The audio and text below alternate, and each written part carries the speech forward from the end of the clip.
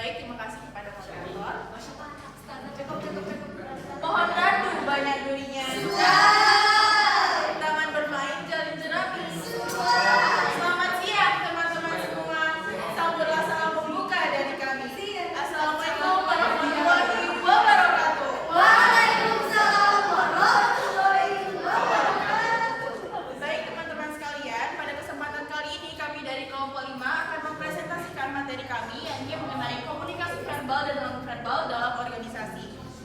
Yang pertama kali izinkan kami memperkenalkan diri. Nama saya Cynthia Sinulingga. Saya Metisha Media Verti. Saya Mediana Putri. Baik. Selanjutnya adalah latar belakang yang akan disampaikan oleh Mediana. Kepada Mediana dipersilakan.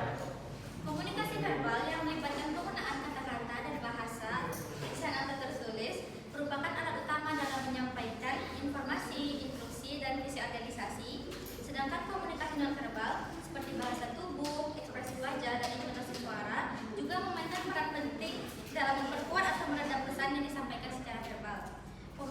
Kombinasi kedua jenis komunikasi ini menciptakan keseluruhan gambar komunikatif yang mempengaruhi budaya organisasi, kinerja karyawan, dan hubungan antar anggota tim. Dalam konteks ini, pemahaman mendalam tentang bagaimana komunikasi verbal dan non-verbal berinteraksi dalam organisasi menjadi kunci untuk menciptakan lingkungan yang harmonis dan produktif. Dengan mempertimbangkan kompleksitas dinamika sosial dan psikologis, penting bagi setiap orang dalam organisasi untuk mengasah keterampilan komunikasi mereka agar dapat mengoptimalisasikan kolaborasi, menghindari konflik yang tidak perlu, serta memperkuat hubungan interpersonal. Baik, saya silakan.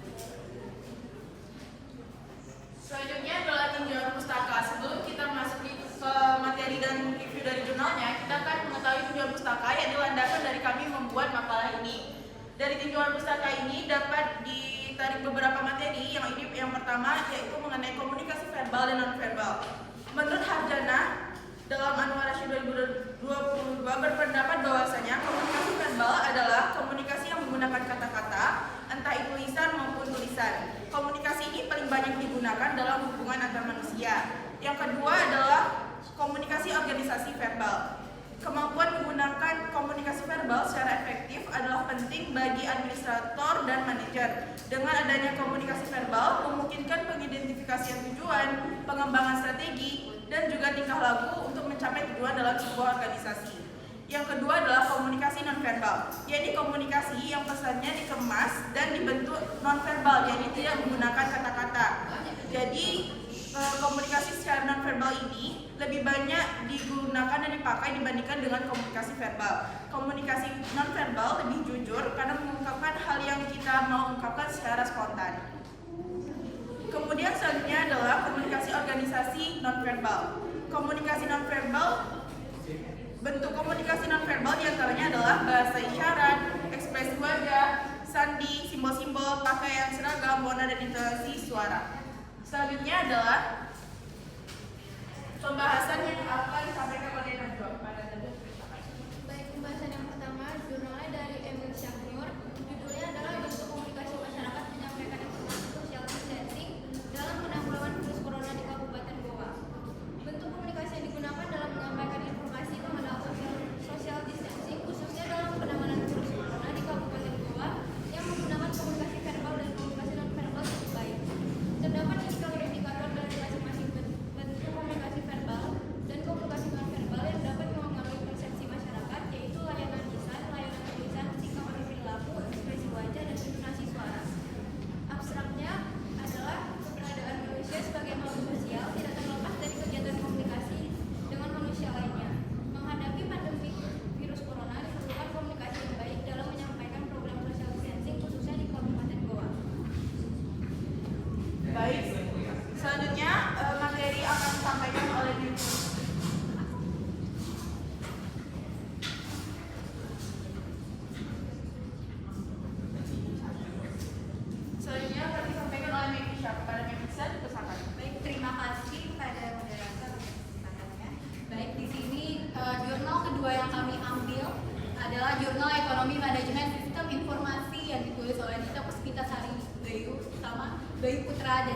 Jadi poin-poin yang ada di jurnal ini adalah komunikasi lisan berpengaruh terhadap komunikasi dalam organisasi agar tidak ada kesalahpahaman antar tenaga kerja yang dapat menyebabkan kerugian itu sendiri. Yang kedua, poin kedua yang kami ambil di sini adalah komunikasi nonverbal itu berpengaruh terhadap komunikasi dalam organisasi, yaitu gestur tubuh karyawan akan terlihat, dan apabila karyawan duduk tegas saat menyampaikan ide aspirasi mereka pada atasan, maka karyawan tersebut juga akan terlihat optimis. Lalu yang ketiga, poin yang kami ambil di sini adalah komunikasi tertulis berpengaruh terhadap komunikasi dalam organisasi. Jadi apabila terdapat penambahan jam kerja ataupun lembur dalam suatu instansi maupun perusahaan dan target yang harus dicapai dari perusahaan itu sendiri, lalu maka di sini komunikasi tertulis itu sangat berperan penting dalam pembentukan komunikasi nonverbal maupun komunikasi lisan dalam perusahaan maupun di tempat kerja. Sekian dari saya, terima kasih. Saya kembalikan kepada moderator. Baik, selanjutnya akan dilanjutkan oleh Eva Lusmayana. Kepadanya dipersilakan.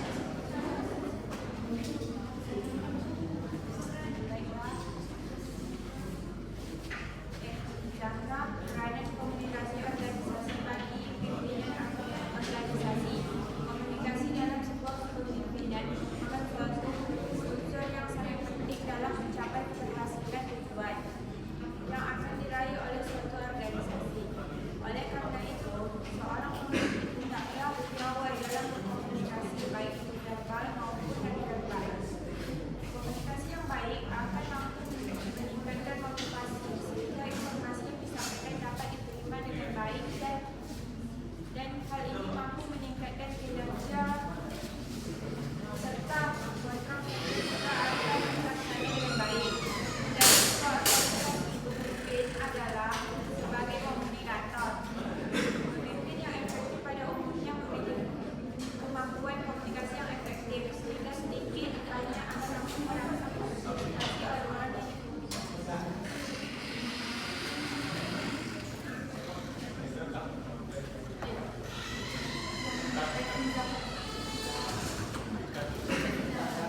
Baik, materi berikutnya akan dilanjutkan oleh Mevita kembali. Pada Mevita dipersilakan. Baik, terima kasih kepada moderator atas kesempatannya. Jadi jurnal ketiga yang kami ambil kali ini adalah jurnal tentang peranan komunikasi organisasi bagi pimpinan organisasi. Poin yang kami ambil dari jurnal ini adalah komunikasi dalam sebuah kepemimpinan merupakan suatu unsur yang sangat penting dalam mencapai keberhasilan tujuan itu sendiri.